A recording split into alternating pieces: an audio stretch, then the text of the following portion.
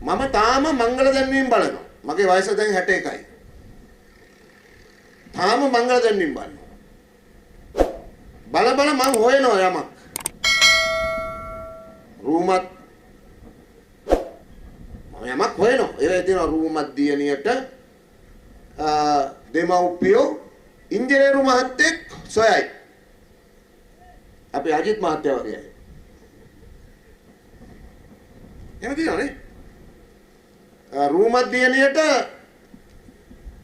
දොස්තර මහත්තයෙකු සොයයි.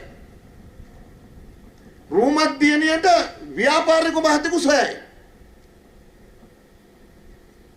කොච්චර ආපස්සට දිනපතා බලලා ආපස්සට බැලුවත් රූමත් දියණියට ගොවි මහත්තයෙකු සොයයි කියලා පත්තරයක දැන්වීමක්වත් වැටෙන්නේ නැති රටක් නේ.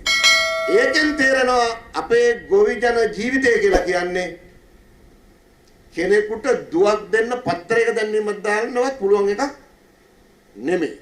එයි රූමත් දියණිය ගොවි මහත්තයෙකුට දීලා ජීවත් වෙන්න බෑ. මෙහෙ ඉතින් ඔය ගම්වල ඒවා වෙනවා ඉතින්.